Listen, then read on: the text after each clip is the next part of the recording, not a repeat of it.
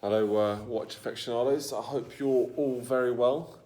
Um, Again, I thought I'd post another video, seeing as it is the summer here in the Middle East. Bit boring. Have a bit of time to myself at the moment. So, I've been just thinking a lot about watches recently. So I kind of wanted to get some stuff off my chest and maybe just share it with you all, see what you think. Um, I've kind of recently been thinking a lot about watches, as you can tell. Um, my missus is sick of it. All it ever is, what do you think of this one? What about these two? And all the sort of answers I get are like, they look the bloody same. One's got a date, one hasn't got a date. I'm like, well, no, one's got markers, and the other one, she's like, oh, just leave me alone. And it's just so funny because it just puts you in two boats in terms of obviously watch people and non-watch people. Actually, there's more than two boats. There's probably about 10 boats. Depends on your level of horological nerdiness and geekiness. But recently I've reacquired my Rolex Submariner, the Hulk, and that's what got me thinking. I got it back, and I've been expecting that watch eagerly for a long time, and it is so beautiful. It is. I mean, I don't know if they've changed them or what it is, or maybe I just haven't seen one for such a long time. But I just swear the Hulk just looks more beautiful than it ever did before. There's several reasons why that might be. Is it the scarcity? Is it the specialness of it? The value? The perception that we have? Has that all gone up?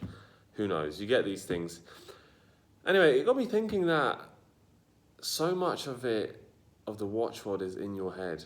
It really is in your head. And I saw a graph recently, a sort of meme online somewhere, and it was sort of it kind of went like that up and then peaked and then tailed off and went down and tailed off. So like that. And kind of at the bottom of it was like your first Swiss watch, tag, whatever it might be. Then you go up, Rolex, you get your first Rolex watch. Then it goes up, it's like you get loads of Rolex watches. Then you go up a little bit more and you get your first vintage watches, Rolex vintage. And then you go down, realise that the whole watch industry is a load of bullshit. And then you tail off by just having sort of one watch or two watches maximum. And I asked myself, at what stage am I on this graph? What part of this graph, this chart, am I in? I mean, I've got several Rolexes, most of which I don't wear, and I need to get rid of. Maybe I've got a semi-vintage now. I'm thinking about getting another semi-vintage, but at the same time, I'm just kind of sick of watches, and I just kind of want my one watch. So it's just a funny little thing, and I realised that people really, I mean, this is sort of the threads, the watch threads, the things that I see online, some of the Instagram stuff I see. Not people who I meet in everyday life, because it's very rare that I meet people in everyday life who are so into watches and so sort of detailed about it or analytical about their watch choice. And the funny thing is, I was never like that. I had my first Rolex 4 years ago, and that was it. Loved it. Didn't think about any other watch. Maybe once I thought about a Daytona back then, before I had one. I thought, but I never thought about anything else. Didn't care about the Batman. Didn't care about the black subs. Just didn't care. I had the Hulk. Then I sold the Hulk, and then obviously when you're out of the market and you want to re-enter the market of getting a watch, you like to have a peek at what else is there in the market. I mean, I've got this bit of cash. What else can I look at? I wanted to buy the Hulk again, but I'm stuck on a waiting list. So you start looking at, Batman's nice. Didn't have a Batman before. Black sub, that might be an idea because I can't get a Hulk at the moment. Oh, but the Siege-Dweller 50th is coming out. That looks really cool. I never had a Siege-Dweller. That looks really cool. And it's just so weird, and you go into this kind of hedonistic treadmill process where you become a hoarder, and a hoarder is just a sort of a template for someone who just likes to collect things that they kind of like and might want to keep, but not sure. And it's sort of really activated in the watch community, this little thing. So just be careful of it, because it can really take away the passion that you might just have for like the one watch.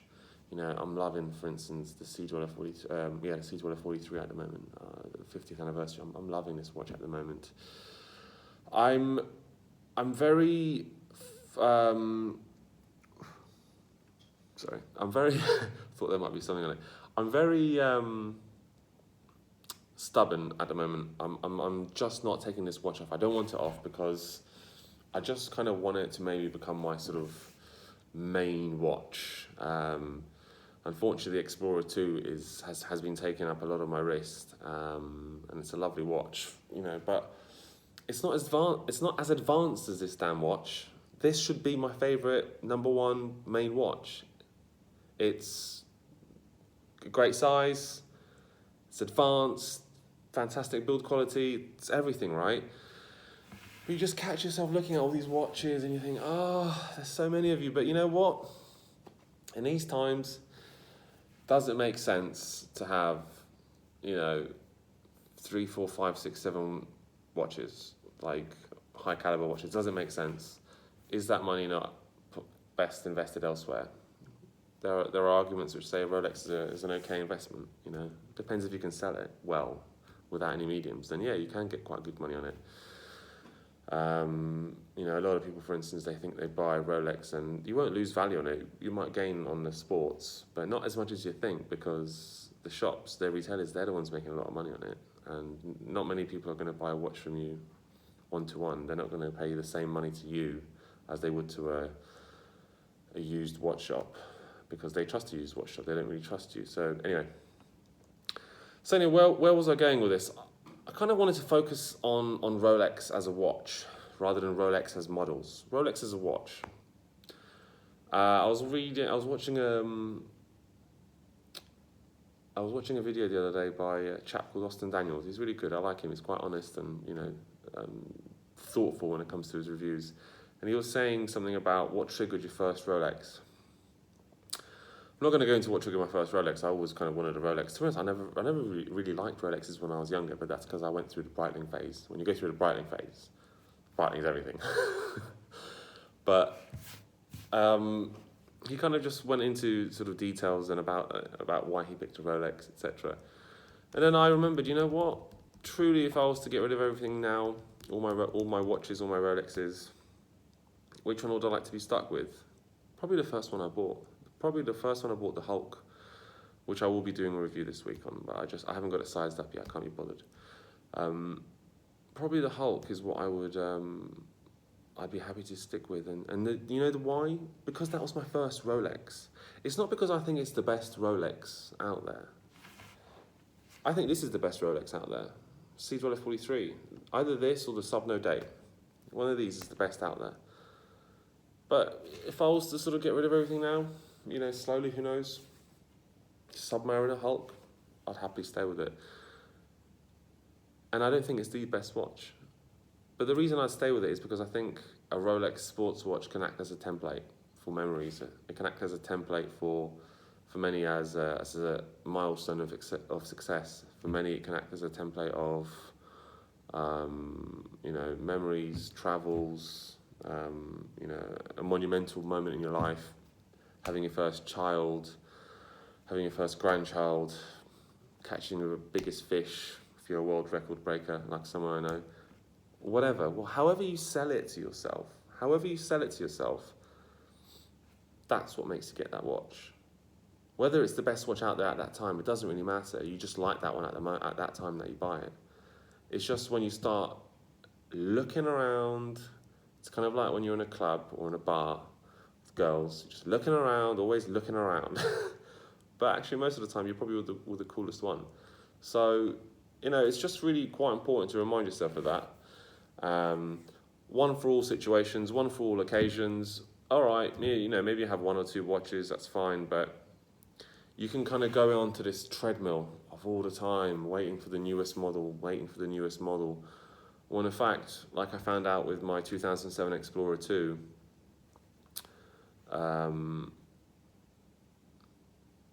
it works perfectly and it's super comfortable and it's as accurate as this watch. But anyway, I mean, that's kind of all I really wanted to share. It's just such a complex world that some of the horology goons, which I'm one of, sort of enter. And I realised recently when I talk to some of my friends or I talk to my partner and I ask her, what do you think of this watch or that watch? And she's just like, they're the same. And I'm like, how can they be the same? One's a 2008 Sea Dweller, one's a 2017 Submariner, no date. But to everyone else, it's just basically a black watch with the same 15-second markers. One's got a little date, one hasn't. I mean, who the hell knows? Only another watch person. So try to kind of go back to, take a few steps back, why you got into it and why you enjoy it. I think it's a magnificent world, the watch world, the Rolex world especially. I've definitely been drawn to it massively. But then I realised that quite a few of my watches look quite similar, and all it does is create confusion. Like, all it does is create confusion. You actually wake up in the morning. You actually wake up and you have like 2-3 minute stress about which watch you're gonna wear, and that's the moment where you're like, you know what? This is getting really out of hand now. I'm really taking 2 or 3 minutes out of my day to think about which watch to wear. Usually it's when I'm brushing my teeth. I'm kind of brushing my teeth and I'm thinking, that watch, no, that watch, no, that watch that was worn 2 days ago, this watch, oh, I haven't worn that watch for a bit. All these things. So what's the next step? What's my conclusion and what is my answer to all this? Says the man who's just acquired another watch. The answer and conclusion to all of it is maybe slowly to start thinking about just choosing, or downsizing your collection, just choosing the odd few or one watch that you can start to build the memories with, because at the end of the day, what that watch will symbolize is like, it's like, the sharks with the little fish that swim next to it and just like eat all the, barnacles or whatever they might be. They're just always protecting the big shark. It's like the little fish. It's just always going to be with you, and just focus on that aspect of watches. I mean, that's certainly the way I'm sort of going down that route. I'm starting to think, Sea Dweller 43 and maybe just a Hulk. And then the other ones will stay box queens, and I'm actually going to send them abroad away from me. That's part of the reason I've got a Daytona abroad, because I knew that if I have that watch around me, week by week, day by day, I'll start thinking about taking the plastics off and putting it on. It's what happened with this watch. This watch I kind of really wanted, I got it, I thought, I'll keep it for a bit, I'll sell it. 6 months later, it's my bloody main watch. So, yeah, I think, the conclusion is just thinking about getting the watches where you can start to stop thinking about them all the time. It's just whatever, it just tells you the time, it looks great. Because when you just over-focused about it, it's just like, it becomes weird. I just really do think it becomes weird. And yeah, just build the memories with it, and you'll always cherish that watch. This one's got a few sort of, scuffs here, unfortunately. I've got an ugly scratch on the clasp, which is going to be about $1,200 to replace if I want the clasp replaced. It's a deep scratch. It's not a hairline scratch. Here on the side, I've got a little bit of a dent. But hey, that's what's made it my watch. Those wild, stupid arms hitting things, walking through door frames, and just whatever.